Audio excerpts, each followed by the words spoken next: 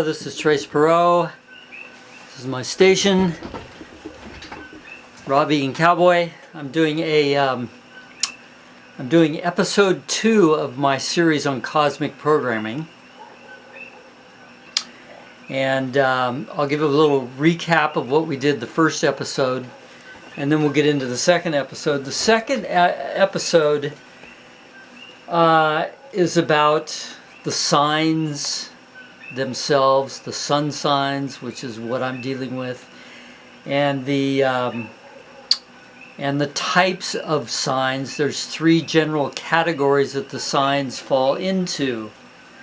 Okay, and I was thinking today, this is like a psychology class. I mean, astrology is really the new generation psychology, basically, is what it amounts to. If you've ever been to a psychiatrist or a counselor, that takes a tremendous amount of time for them to get to the problem and help you solve it, right?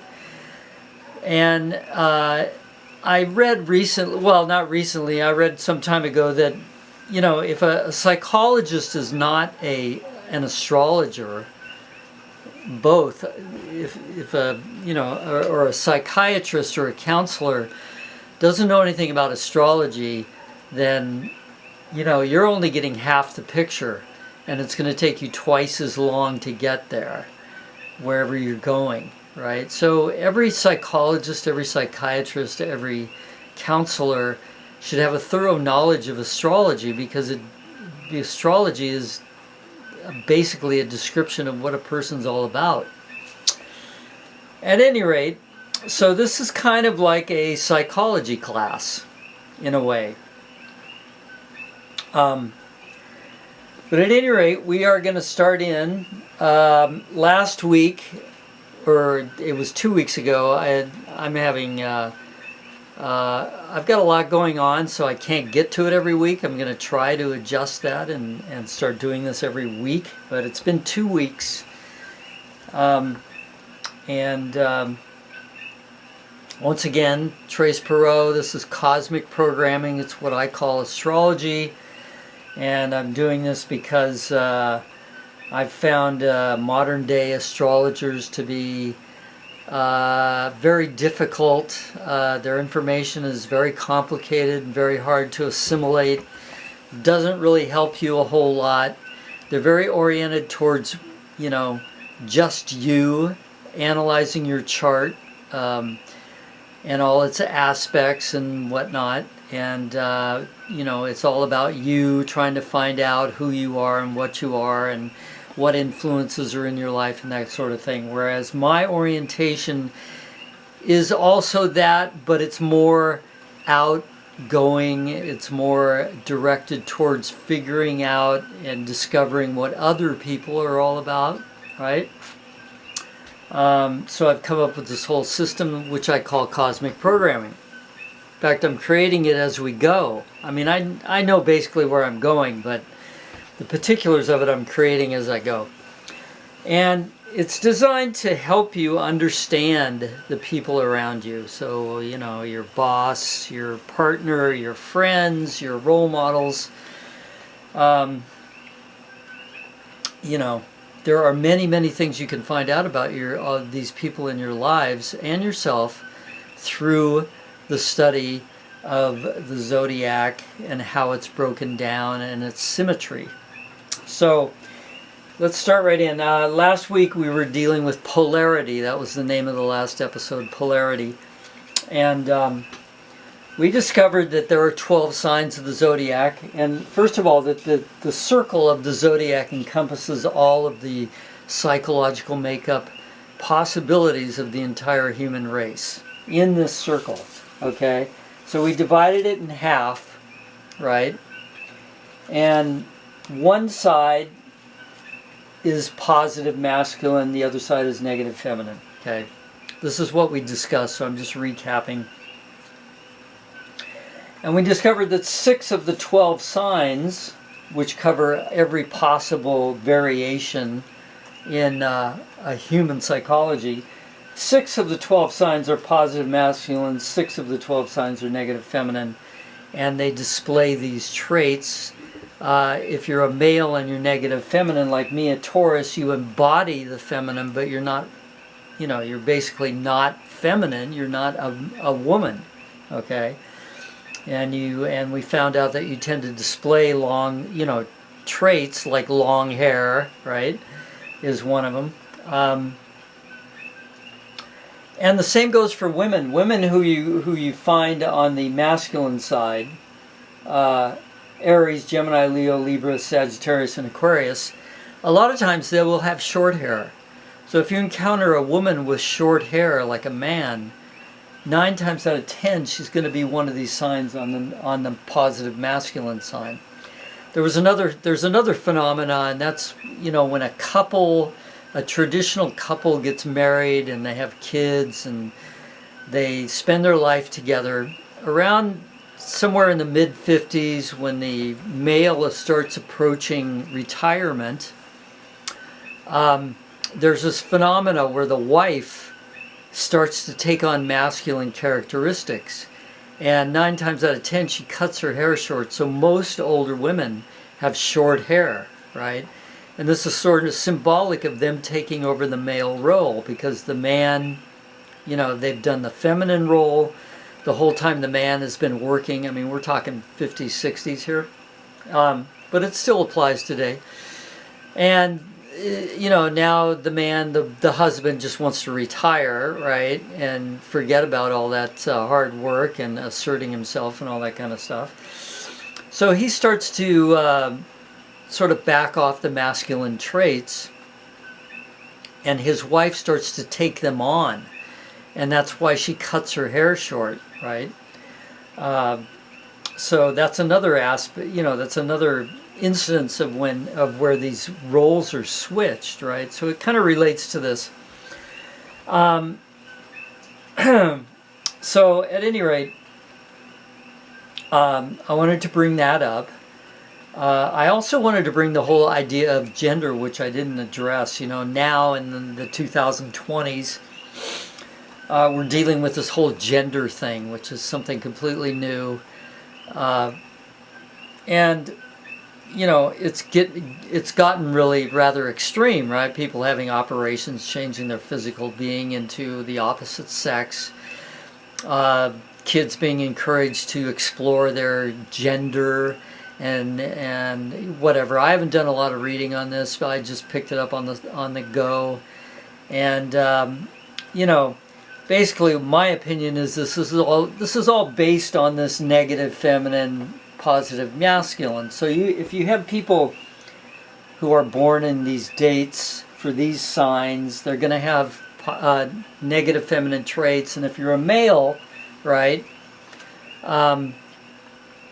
you have more of a tendency to be female and or show female traits. Now, with all this emphasis on this gender exploration, I can see how that's magnifying that and convincing these people, the males in this group, that they may actually have meant to be born a female, and that's who they really are.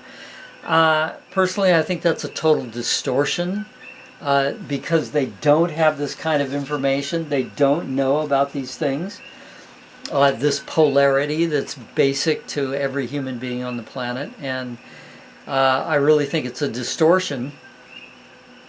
And nobody really understands that. Not even the astrologers. The astrologers never mention this kind of thing, right? And this, for me, is the basis for building a knowledge of yourself and another person. This is the most basic level of that knowledge, is whether or not you're a negative feminine sign or a positive masculine sign. So anyways, I wanted to bring that up. And we also touched on the aspect that these signs don't have a natural rapport with these signs. They have a natural rapport amongst themselves, but not crossing over from the negative to feminine. And in a way that's good, because it forces you to appreciate these signs because they're so different than what you are. So I wanted to recap on that. So what we're going to do now is we're going to make this, instead of 2 sides to the zodiac, right, we are going to divide it in thirds. So this is the next template of my system here that I'm creating. And what this represents is the type of signs. Now, it's important to know what the signs are to really have them memorized, right? And the easiest way to do that, first of all, is to say that they progress around the circle, around the zodiac, starting with Aries over here. And this progression is also symbolic in a way, in a couple of different ways. One, in the seasons. So Aries is at the very beginning of spring, okay? And as you go around, spring comes to summer. Summer is like getting into Cancer and Leo.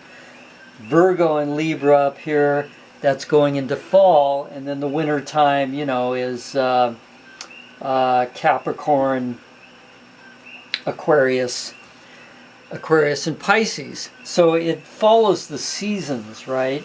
And these signs have traits according to the seasons that they are born in, okay? So that's one way that you can tell what somebody is like, right? For instance, and also the other layer of that is that starting with Aries, you're tracing the life of a man or a woman, a human being, right? So you're starting as an infant. Aries is the infant of the zodiac. Taurus is the 2-year-old, okay? Gemini is the, puberty, right? And so on and so forth. Cancer is post-puberty, Leo is the teenager, and so on and so forth, till you get to Pisces, who is the old man or old woman, okay? So their characteristics take on these aspects of a human being's lifetime, okay? So that's important to know, the seasons and the lifetime. So let's look at learning the signs. That's what we need to do at this point, because in order for this to work for you, in order for you to get the benefits of this, to know, what your boss or your partner is all about, you need to know the signs that you need to know their sun signs. And chances are, since I am concentrating on the sun signs, the only sign that you're ever going to find out about somebody is their sun sign. I mean, it's just highly unusual, and people are really taken aback if you ask them what their moon sign is. But everybody knows what their sun sign is, or you can just ask them what day they were born, and you can find out what their sun sign is, right? But you're not going to ask them what their moon sign is or what their rising sign. Very few people are aware of this thing. So in order to use this system to figure people out, we're just going to concentrate on the sun sign, which is really all you need. You're not getting into this deep personal knowledge of other people. You're getting into a realm of not superficiality, but everyday life, right? So you don't need to know if they're in the middle of a trine and their Jupiter is transiting or something. You don't need to know that stuff. And, by the way, that's pretty much all the kind of information you get from astrologers. So I've tried to think of an easy way to actually learn these signs, and I think the best way to do it is to take the type of sign because there's 3 types of signs in the zodiac, okay? They fulfill certain roles. So there's 3 basic roles that all humans have an inclination to be, or a role that they fill. The first one is called a cardinal sign, right? The second one is called a nurturing sign, a fixed sign, and the third one is called a mutable sign. Okay, so let's take a look at that. So let's look at cardinal. So I'm going to write it up here, cardinal. Okay. Cardinal signs are the natural born leaders. They are naturally gifted as leaders. Okay. Another way to put it is they are initiators. So you will find cardinal signs to initiate things. They'll start things going. They'll lead people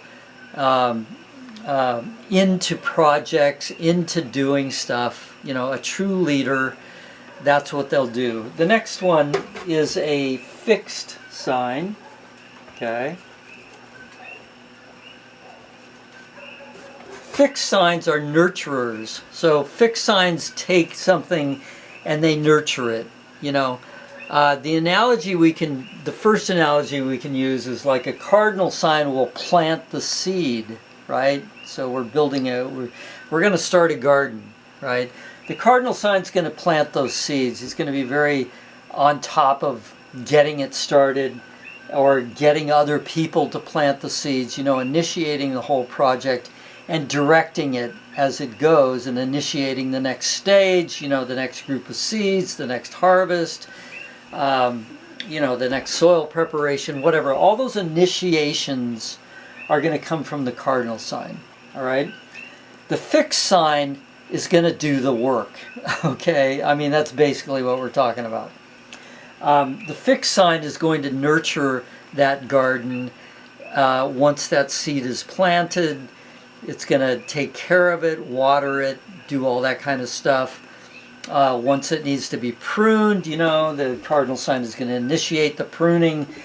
The fixed sign is going to do the pruning, right? And then we go, the third type of sign, which is mutable, okay? So the mutable sign is just like the word insinuates, mutation, mutable. This signifies change, right? So mutable signs deal with information, right? So we got the garden going, the fixed sign, you know, it's been initiated, the fixed signs are nurturing it to fruition. The mutable signs are going to come along and they're going to take the product and they're going to sell it, okay? So they're going to provide information to possible consumers of our garden product, right? So mutable signs deal a lot with information. So now the other analogy that I happened to read in a little blip somewhere when I was in a market, natural food market or something, and probably the most profound and informative description of the three types of signs that I've ever come across after 30 years was this analogy. The cardinal sign initiates the project, all right?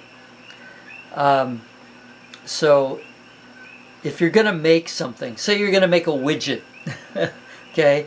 Imagine what a widget is. It's some kind of mechanism, you know, some kind of contraption, and you want to make it and sell it to the public. The cardinal sign is going to initiate that. Okay, it's going to say, okay, you know, we need to make widgets because there will be a demand for them starting next year, and if we jump on that, we're going to make a lot of money. We're going to make a bunch of widgets. Okay, so we need some people to actually get on that production line and start making the widgets. That's the fixed signs. Okay, cardinal sign's going to set the whole thing up. Fixed signs are going to make the widgets from beginning to end. Then the mutable signs are going to come along and they're going to take those widgets and all the information about them, and they're going to convey that information to the public to try to make that money, to try to sell the product. So that's about the best analogy you'll ever get about cardinal, fixed, and mutable signs. Okay.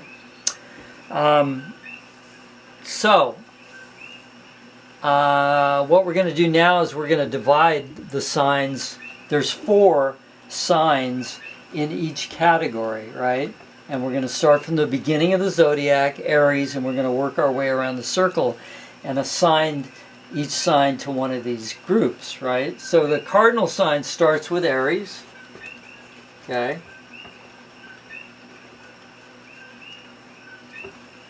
And then 3 signs later, well, Taurus, Gemini, the third sign after Aries that is a cardinal sign is Cancer, okay? So we go to Cancer. The third sign after that is Libra. So you go Libra, Virgo, Leo, Virgo, Libra. Leo, Virgo, Libra. Okay, so there's Libra, the fourth cardinal sign. 4 more, and you're at Capricorn. Okay.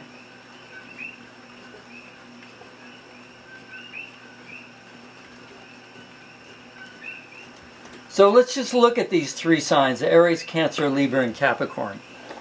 So you really need to know this, right? You need to know what these signs are, okay? So there's a symmetry, there's the symmetry throughout the zodiac that is that will aid you in learning all this, and it's really kind of a beautiful symmetry. So as you probably heard, there are 4 elements in the zodiac. There's earth, air, fire, and water, which we're going to deal with next time. But what you're going to find is each 4 signs in each category is fire, water, air, and earth. So all 4 elements are covered in each category, right? So you're seeing where this is going. It's very symmetrical. So let's just stick with the cardinal signs for a minute. These are the leaders. These are the initiators. So let's differentiate in terms of how they lead people, okay? How they initiate things, okay? So this also relates to what they call quadrants in astrology, and we're going to make that another template. So after this, we're going to have the elements template. We're going to have the quadrant template, right, after the elements template. But I'm just hinting at this right now. So the Aries, the element is fire. It's a fire sign.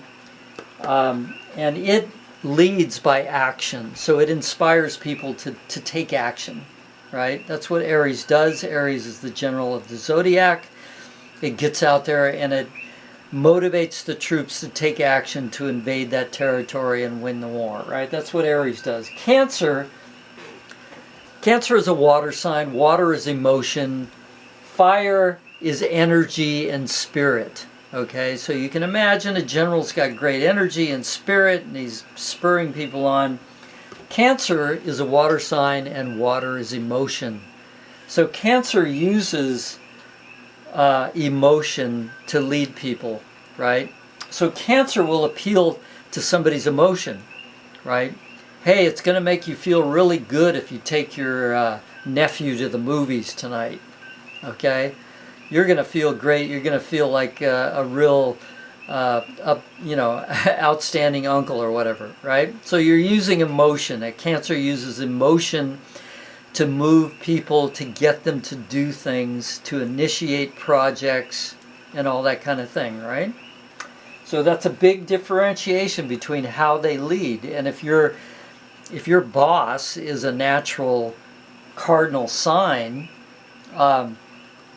you should pay attention to this if he's one of these signs, because you can pick up on how he operates. A Libra is an air sign. Air is about intellect, okay? You'll notice that a Libra usually has his head up in the air, right? That's because they're abstracting things, they're intellectual, all right? As opposed to being extremely material, they're more intellectual, right? So a Libra will use words and a plan, those are both intellectual concepts. A Libra will lead people with his speech and his plan. All right, we're going to do this, we're going to do that, we're going to do it in this way, we're going to do it in that way. A Libra is, Bill Gates is a Libra, right? And if you'll notice when he's in interviews, he's always like this, his head's cocked up. It's because he's in the air, right? He's an air sign, so he's up in the clouds, right? And he's talking and he's telling you about his plans and whatnot, right? And you know, the world's going to be this way and the world's going to be that way, and you know, so he's using words and a plan to initiate these things. Okay. Capricorn is an earth sign. That's the earth element. Capricorn is unusual in the fact that it leads with actually the quality of leadership. So it takes on the more archetypical classic leadership role, like I'm the leader, right? Follow me, right? But it also leads with organization. So that's a material thing, arranging things together in a certain way. So you'll find a Capricorn leads with those two things, right? Organization and leadership, adopting the leadership role and organizing things, which is really all about putting everything in its place so it's ready to go. You know, that's kind of what it is. And things are material things that I'm talking about. Libra was more about concepts. You know, we're going to do this, that, and this. You know, but, you know, there won't be a whole lot of mention of the actual material resources. They'll just be the plan, okay? We're going to, you know, we're going to take this company public, and I want, you know, John, Harry, and George to be our lead men in the stock market, and they're going to present this on a certain day. That's all kind of Libra talk, right? So that's the cardinal signs, right? What I'm going to do is this is just going to be about describing the types of signs, and then we're going to get into that further in the next video, because I can see this is going to be a long one. So let's go to the fixed signs. Let's start with the fixed fire sign. No, let's start with the first fixed sign after Aries, which is Taurus. Okay, so here you see the symmetry of the zodiac is changing a little bit. Instead of starting with a fire sign, we're starting with an earth sign. Then we're going to Leo, which is a fire sign. Leo the lion. Then we're going to, what's after that? Scorpio. Okay. Scorpio is the water sign. And then we're going to Aquarius, the air sign. How do you spell Aquarius? I-O-U-S, I guess. Okay, so you can see that we have all four elements. We've got earth, fire, water, and air, just like we had up here. Fire, water, air, and earth. Okay? So these are the fixed signs. So the fixed signs, like I said before, they nurture things, right? But they do it with different types of energy. The Tauruses are very materially oriented, so they tend to get hands-on and be very oriented towards you know, the actual material existence of what they're dealing with, right? So if it's a garden, they're going to have their hands in the dirt, right? And they're going to be, you know, pruning the plants and doing all that kind of stuff and nurturing it along and watering it and all that stuff. Leo is a fire sign, so it's more about energy and spirit, right? So they're known for their exuberance. So their projection of exuberance into a project is remarkable. Okay, that's a Leo. And that's the way they nurture something along. They just keep injecting, if you will, their enthusiasm and energy into a project to make it happen. Okay, Scorpio Scorpio, the water sign, is the way that they nurture something is they penetrate into it. Okay, so a Scorpio is going to come along in your garden, and they're going to start looking at that plant, and they're going to start seeing exactly what it needs and what bugs are bothering it and what's in the soil and what the chemical, what the soil should be made of for that plant to thrive. They're going to look right into that whole situation, analyze it, and act upon it, right? So, in a way, it is emotional because they just strike to the heart of something, They've got the piercing eyes and the piercing brain, the piercing mental activity, and that's the way they're going to nurture. They're going to find out all the little ins and outs of what's inside that plant and what makes it tick and what's going to make it thrive, okay? Whereas, like the Taurus is going to be involved in the sensation of growing the plant and the look of it, the beauty, the color of the soil, the layout of the garden, and getting its hands dirty and getting in there and weeding and all that kind of stuff. So very sensual, that kind of thing. Whereas Scorpio is going to be more intellectual and also emotional in terms of penetrating into that particular plant or patch of onions or whatever it is. Aquarius is a nurturer. So the way Aquarius is going to do it, and these are fixed signs, meaning that they tend to fix on something. In this case, it's the garden project.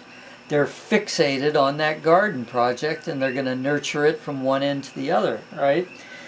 Aquarius is an air sign. So, its approach to the garden, because of the nature of Aquarius being very community-oriented and being an air sign, they're going to be more about getting people together to pull this project off, right? So they're going to try to create a community, right, of people to take care of this garden. So they're more than likely going to be the people that are going to round up these other guys, Taurus, Leo, and Scorpio, to pull this off, right?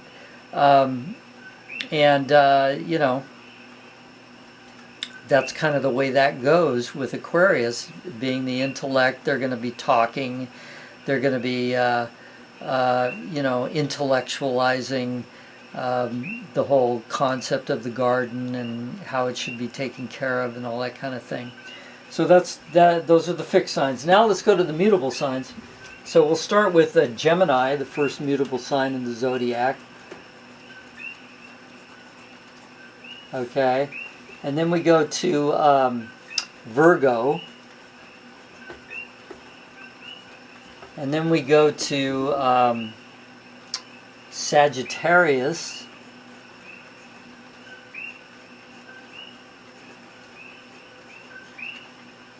And then we go to Pisces. Okay? So these are the mutable signs of the zodiac. Once again, these are the initiators, these are the nurturers, and these are the people who bear the information, who transfer the information. Okay, so they deal mostly in their lives with information. The people that are non-stop talkers usually are mutable signs because they're involved in information and conveying it.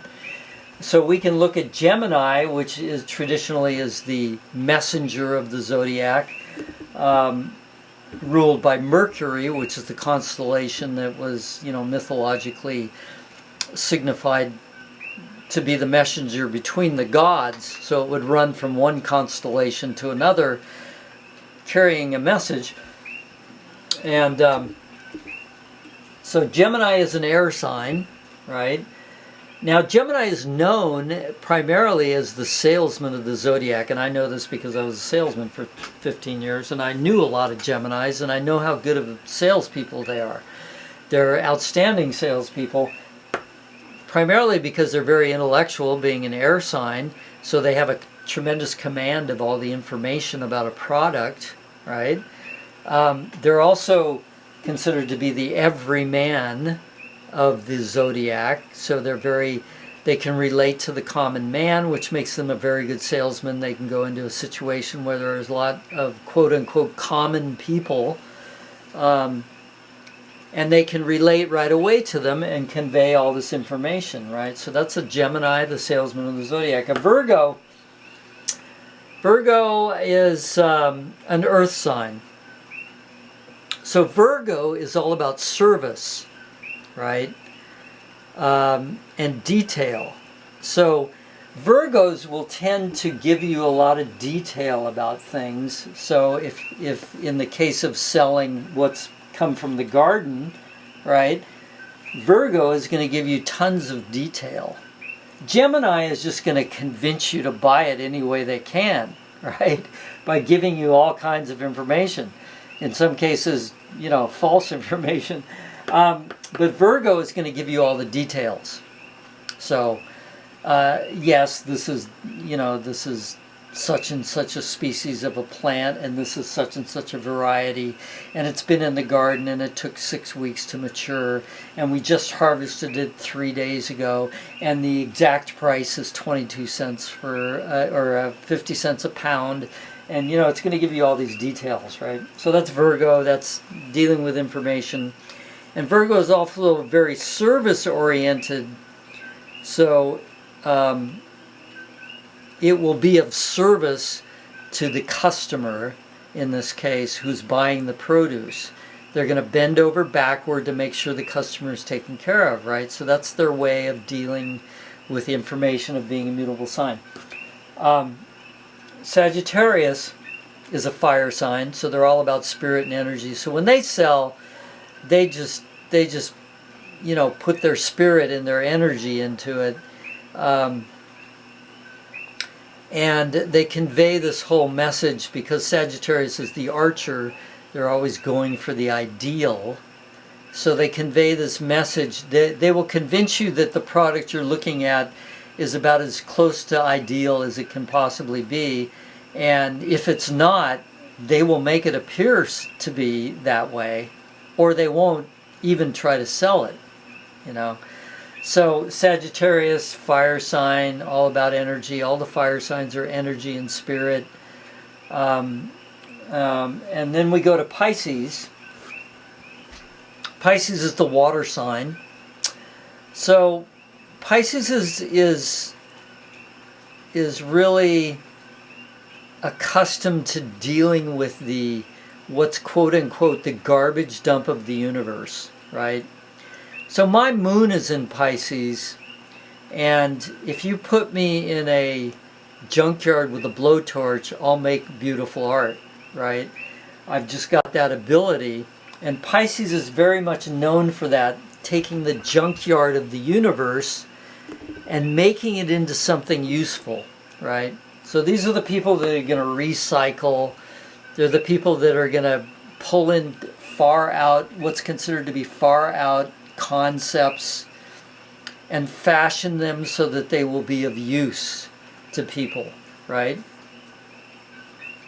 So I'm trying to think of the way that a Piscean would sell.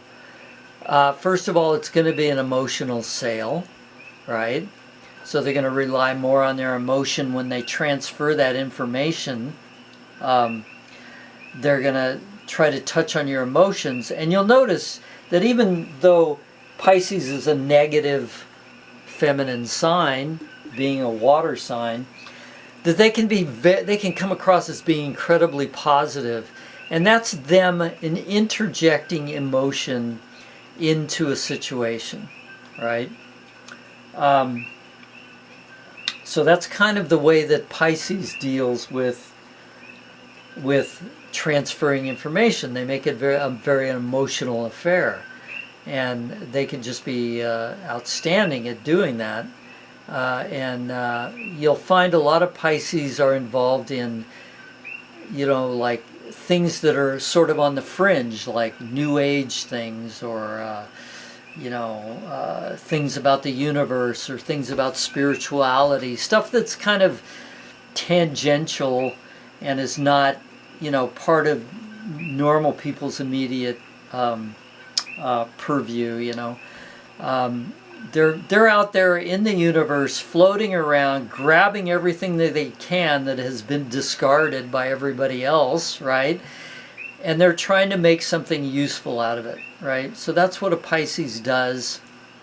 And when they sell, they sort of bring up, they will, if you got a piece of furniture somebody's trying to sell and it's got some peculiar aspect to it, it might be a reject from the factory or whatever, a Piscean is going to make that into an emotional reality on the positive side for whoever he's trying to convey that emotion to. Oh, look at, it's got an unusual leg. You'll be the only one in the neighborhood that has those unusual legs on your sofa, and people will talk about you and admire you for your taste in furniture, right? So it's that kind of thing.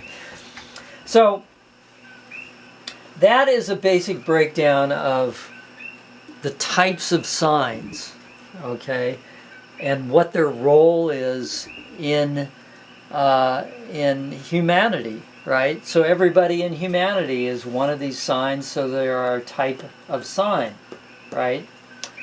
One of these types, cardinal, fixed, or mutable. And that's how things get done. You really only need 3 aspects to any human action. 1 is the initiation, 2 is the actual nurturing of that action, and 3 is the, what would you call that, the conversion to usefulness, okay?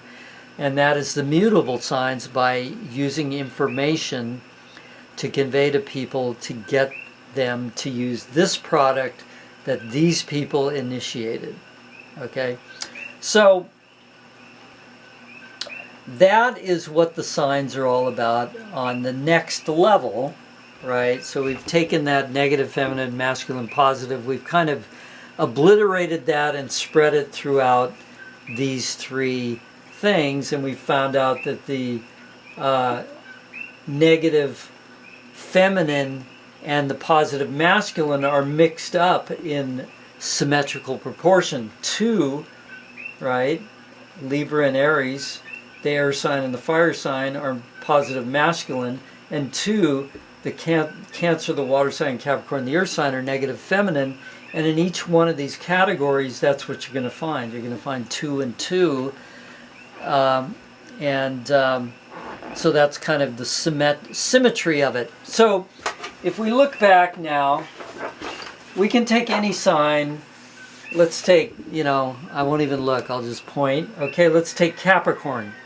We know that Capricorn now is a negative feminine sign, right? So discerning, not terribly outgoing, and displaying a lot of feminine characteristics. Basically that's their polarity, right?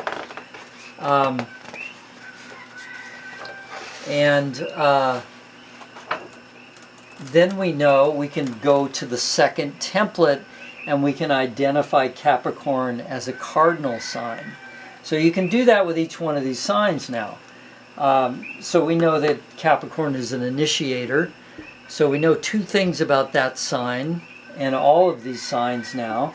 We know what their type is and we know what their polarity is. That alone will increase your ability to figure somebody out and to work with them, to appreciate them, 200%. I mean, just knowing these things, a lot of times people are cast in roles where they're not a natural leader. Like, for instance, in my situation, I'm a nurturer, but I'm given leadership over these 2 senior workers, and one of them is an Aries, which is a cardinal sign. So I have learned to follow what Aries suggests and tells me, because I know Aries is going to be on top of initiating things. You know, if I'm down here and I'm waiting for something to start happening and I'm being unproductive, Aries is going to come along and say, well, we should do this, this, and this, you know. And so I have learned to appreciate that Aries is a cardinal sign. That's what they do. And if they know what they're doing, if they know about gardening, which in this case they do, what they're going to convey is probably going to be very accurate and very beneficial in terms of my nurturing the project along. So I'm going to leave it there. And the next episode I will deal with the elements more in depth. So that'll be the third template. There are 4 elements.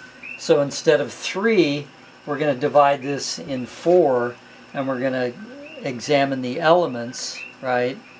And this will be very revealing further about these signs. You're gonna learn about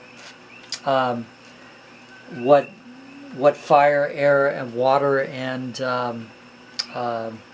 earth are all about. And this relates to something that's very fundamental to humanity in terms of how they evolved with the earth and the elements of the earth, which that's what these are. They air, fire, water, and earth are the elements that shape our world, and we have evolved with them. And that has played out in our astrological makeup, or our cosmic programming, I should say. So anyways, that's the end of 2. I will try to get episode 3 out as soon as I possibly can, hopefully by next weekend. And I'll try to hold the schedule to that weekly thing. This last week I was working on a big video project, so it just took up all of my time. But hopefully we'll get to episode 3 next weekend, and we will move this project along. Thank you. This is Trace Perot. Thanks for tuning in. This is my station, Raw Vegan Cowboy. This is my series called Cosmic Programming. This has been episode 2. Next week will be episode 3. And yeah, I'll sign out on that note.